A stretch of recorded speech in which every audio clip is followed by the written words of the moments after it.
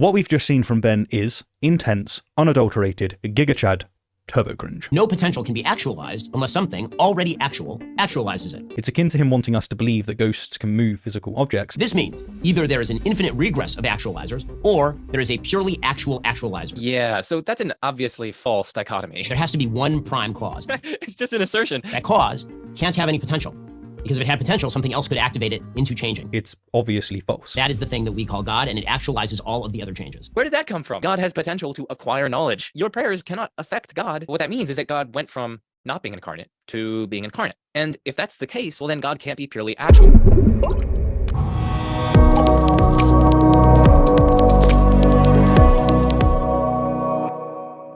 So I've been asked by my subscribers to respond to this video.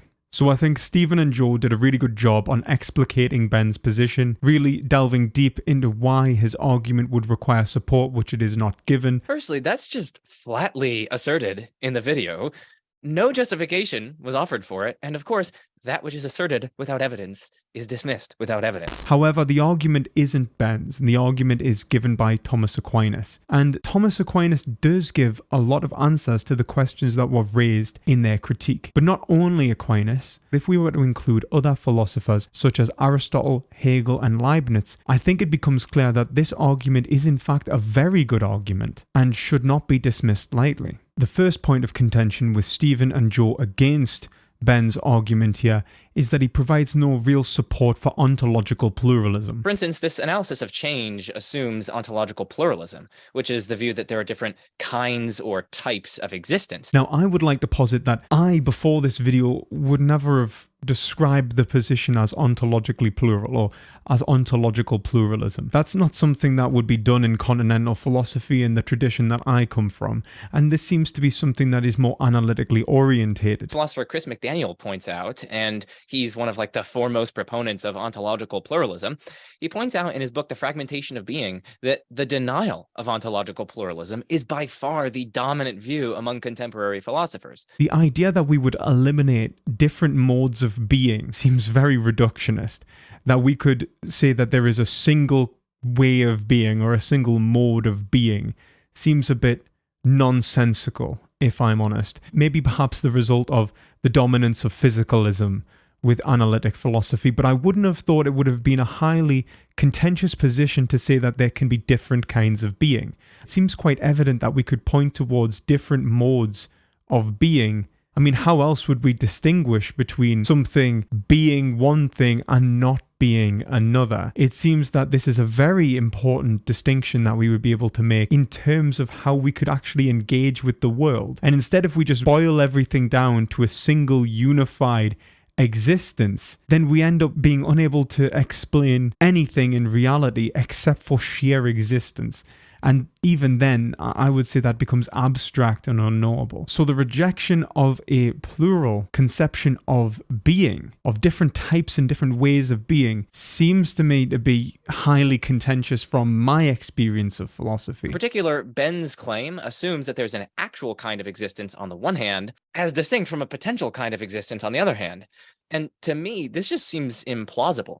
By my lights, something either actually exists or it doesn't exist at all, right? It's not as though there's some actual existence and then there's some spooky or ghostly potential existence that's in between actual existence and sheer nothingness. Which is not necessarily the case. If you look towards some Aristotelians, such as Ross, there is no ontological category of potentiality, and instead it is a part of the nature of the being. Some other philosophers interpret it as a power of actuality, as simply a force from within actuality, as a logical relation to what is actual, rather than a being in itself. So this doesn't have to be the case, that something potential has to have some sort of ontological existence that is separate from what is actual. And in fact, potentiality is always dependent upon actuality in Aristotle. From my position, and the position that I will allude to, the potentiality that is being referred to is a category of not being, and it's specifically specifically not being in relation to an essence or a form. That essence or form is the relationship of an object to itself, its identity. Think of it in relation to, let's say, human biology. If you were to say that someone was blind and that they should be able to see, we would say, oh, well, we would need to fix this. This is an ailment. This needs to be repaired, in reference to a form which is shared throughout all of humanity, a function, a telos. We are really giving a teleological account for an ontological mode of being. We are saying that this has a certain function, that it has a certain essence to it, in reference to a certain biological mechanism in the human form. Now, that allows us to then reflect upon whether this is working correctly or incorrectly and do something about it so that we can correct it so that it goes back to this standard, or we could try to meet that standard as much as possible. The same thing can be said with potentiality. Potentiality is a not being. It is essentially the essence or the form of something not being fully actualized. So it's not a kind of spooky, ghostly existence. It is the existence of what you are. It's just showing your limitations, the limitations of your existence.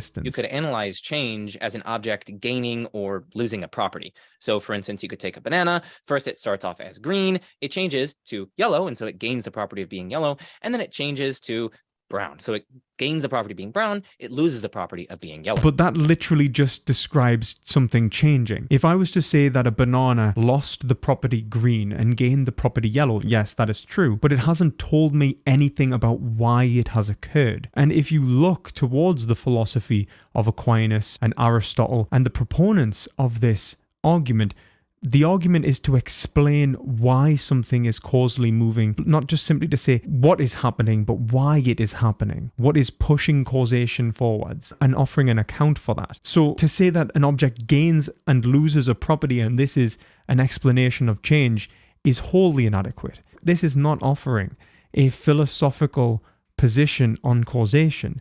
This is simply offering a descriptive account of causation. Now, Ben's analysis assumes that eternalism is false.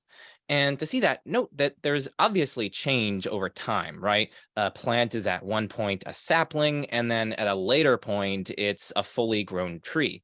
But then it's false under eternalism that such changes involve a transition from potentially existent things or attributes to actually existent things or attributes, right? Both the beginning and endpoints of that change are equally actual if eternalism is true. And so there's no transition here from potentiality to actuality. So what that tells us is that Ben's analysis of change assumes that eternalism is false. This is mistaken. For one, Aquinas actually does believe that the past, present, and future are equally real. That's why God knows of them. He knows of them in their simultaneity, that he knows of all the particular events. The whole point is that particular contingent objects are not perfectly actual and then so change through time. It's not to say that they weren't real at the time in which they existed. That's a mistake. The next point is to say that, in fact, all of these objects must necessarily be real in order to explain dynamis or dynamy that Aristotle mentions. It is the changing that encompasses the form of the being. If it wasn't for this changing, this final cause which exists externally to the individual particular instance of the being, and instead exists the species or the form of the being, the substance of the being, then these individual points would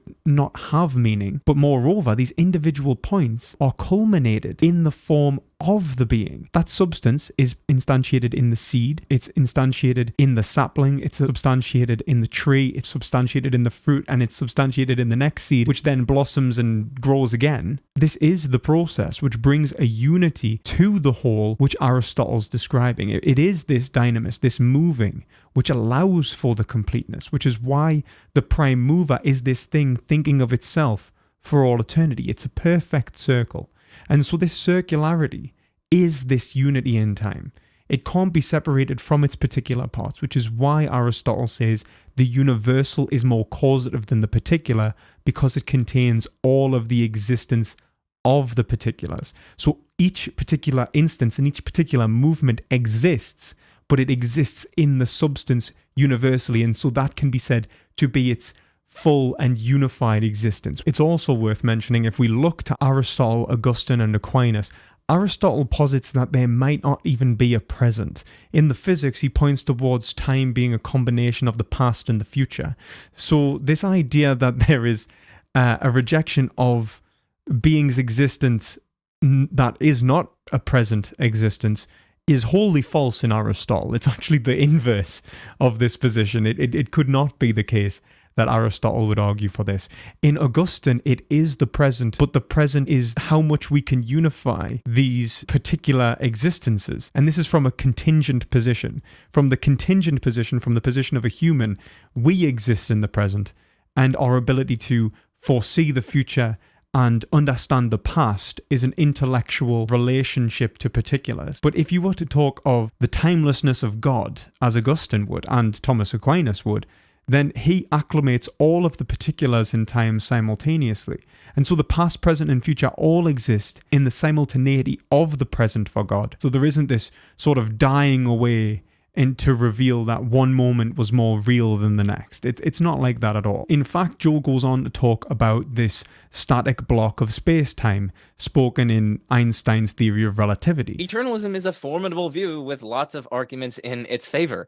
So, for instance, general relativity, which is exceptionally empirically confirmed, seems to treat space-time as a four-dimensional manifold, in accord with eternalism. If you know Einstein's theory of relativity, the whole point of the theory is to show the relative position of an individual within space-time and their relative velocity to these positions in time at rest determines the simultaneity of two events, which means time is relative to the observer who is observing them. It's a similar point to say that God would be observing all the positions of space-time simultaneously as an outside observer. Hegel would go a step further and say God actually observes all of these events not just as an outside observer, but through all of the possible relative positions that exist within space-time simultaneously. So he would observe all time, through time, as time, simultaneously, because he is what is bringing time into being. And this is the whole point of the Christian position, which is God brings time into being. And so God is not necessarily dictated to by time. And to say that he was changing throughout time is mistaken. God is unchanged by time because he makes time. Similarly, special relativity arguably disallows absolute simultaneity, and so casts doubt on a privileged objective present moment,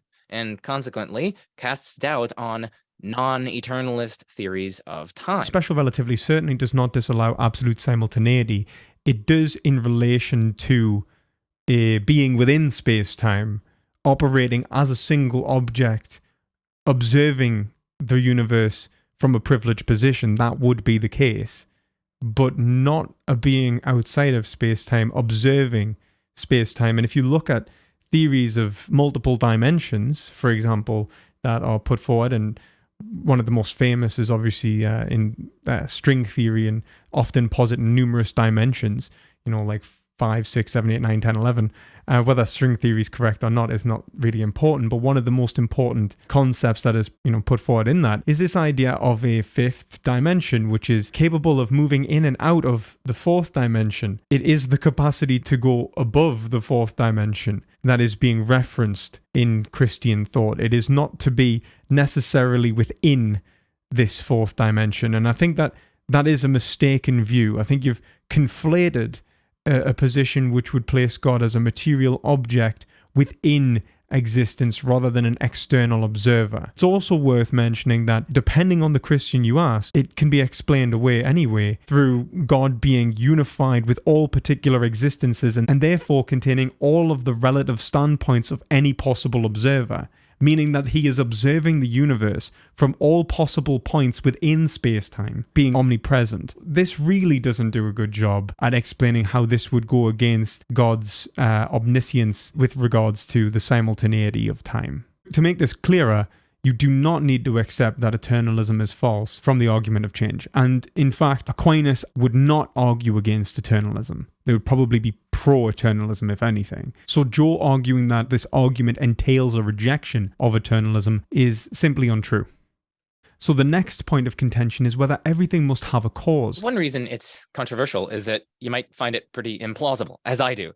To me, it's pretty plausible that some actualizations of potential can be explained without being causally actualized by something already actual. There are many non-causal explanations. There are explanations in terms of grounding, in terms of functional realization, in terms of logical and structural constraints, and so much more. And I would argue that everything must have a cause, and I think that causation must be a necessity within our conception of reality. Because even if we are to reject causation, let's say, in which the effect precedes the cause, the reciprocity of cause and effect are necessary. It is the necessary relationship between two points of existence that is essentially the basis of all empirical observation and actually the basis of all scientific thinking. And even if you were to posit that this doesn't need a causal account and break it down, you can instead argue from a Leibnizian position that what you are positing is sufficient reason, where everything must have a sufficient reason for its existence, which will ultimately bottom out in a necessary being. And so to say that you could reject causation, for one, I think is absurd.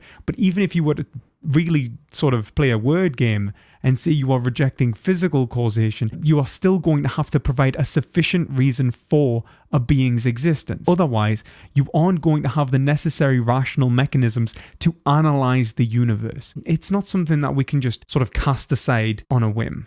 The next point I thought was quite funny because I truly think that it's a word game. Graham Oppy actually makes this point in response to Fazer in a paper that he published in the journal Religious Studies. We can explain why, for instance, a chair's potential to exist at the next moment is actualized by citing, say, the absence of anything that destroys the chair.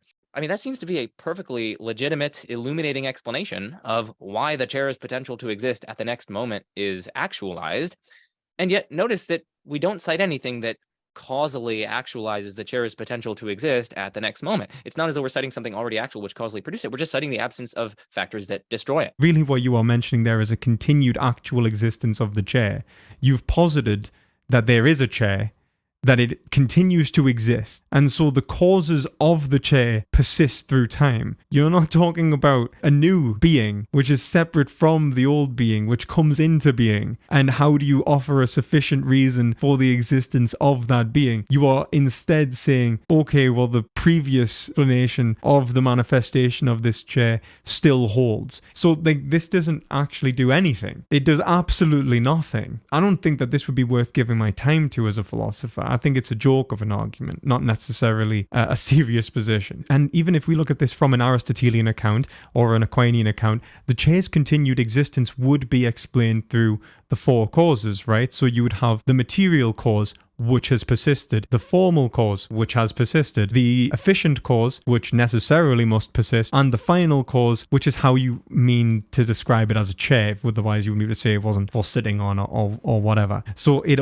has also persisted. So all you've said is the chair hasn't been destroyed. You haven't given a causal account for how the chair has come to exist. At the point of its inception, you are going to have to give, again, that sufficient reason, that causal account of its existence. How did it come to be? How did it come to be a chair? What is a chair?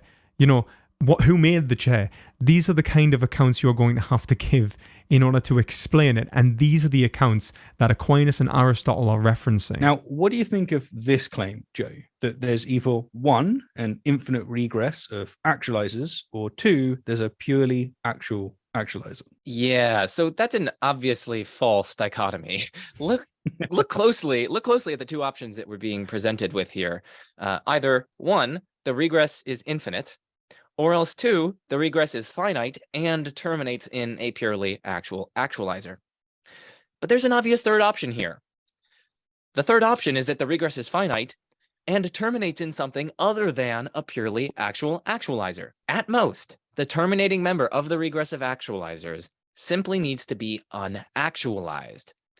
That doesn't mean that it's purely actual. It just means that it doesn't have a further cause that actualizes it. So I don't think that this is a black and, as he puts it, a black and white fallacy or a false dichotomy. The first cause, the necessary first cause, which Aristotle, Aquinas, Leibniz, and Hegel would look to, is the beginning of a causal chain that we always must bottom out at existence. And I feel like that is really clear in these positions. Hegel even points out that what we mean by necessity is the unity of actuality and potentiality. That what we mean by necessity is the movement from possibility to reality and back again in an infinite loop, which allows for anything that can exist to exist in a way which necessarily must be. And that is what we mean by a first cause.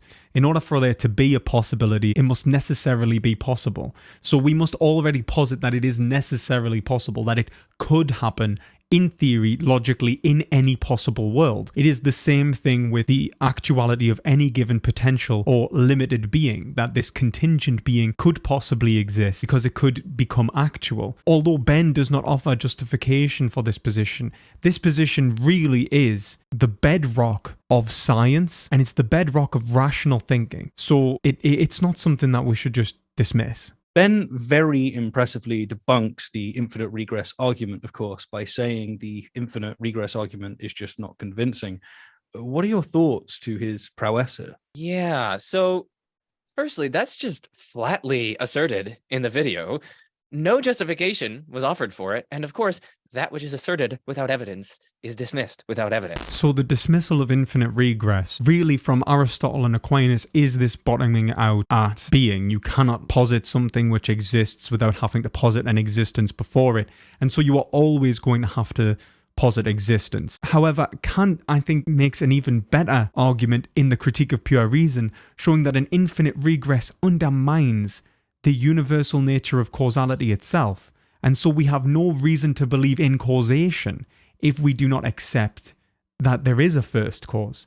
And that is the point that is being made in the argument from change, that we must accept a first cause in order to be able to accept the constant relation and dynamic of causes that will change and progress over time. Hegel does a really great job of showing that if we don't accept this, then we will lose the distinction of cause and effect.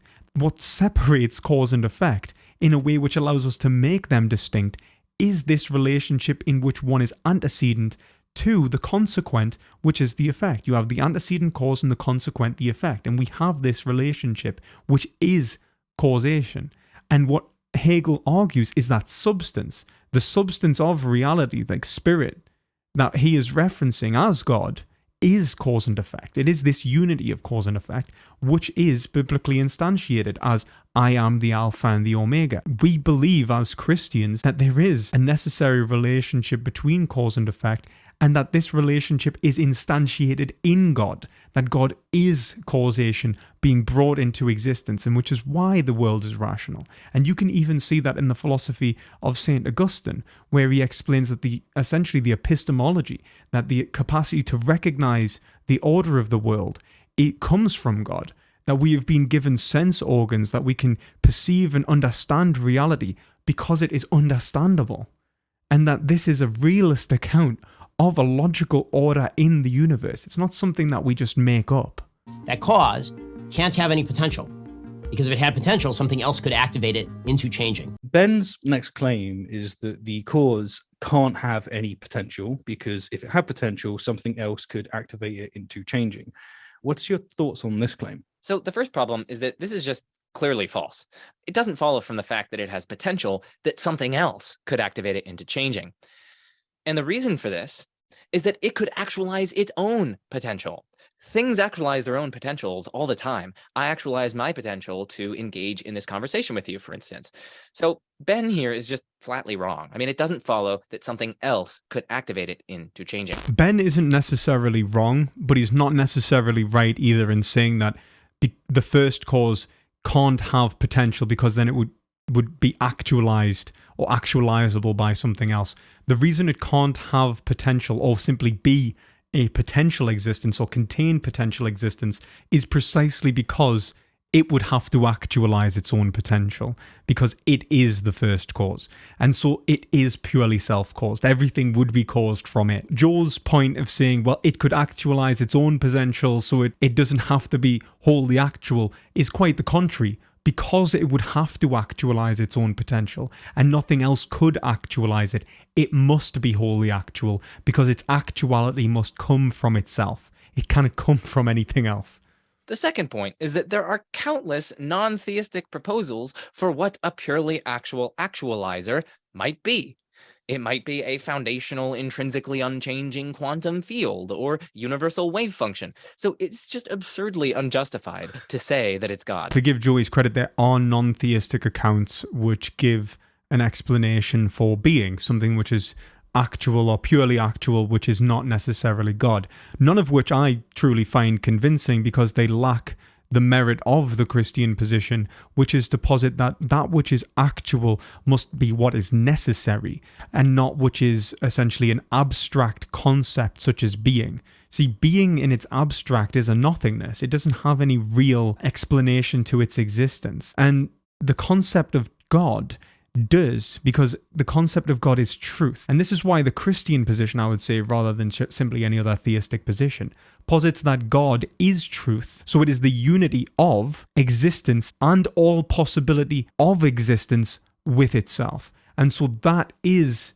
this rational unity which then progresses this causal chain. You have existence in the abstract, this sort of metaphysical category of the Father, and then you have truth, this exposition of a particular kind or limited form of existence, let's say in categories such as space and time, or any objective manner. And the unity of all of these possibilities is what it means to be God, and connected through spirit, this unity of actuality with potentiality through the unity of the spirit, which is Hegel gives an account for, Aquinas gives an account for, is the Christian God, which is the bedrock of existence. That's why I find the Christian account most plausible. Non-theistic accounts often break away from rational possibility and existence, unified as a single reality. Some might posit something quite similar, but not usually in such a way as it provides a logos, a logical relation, which is the word and,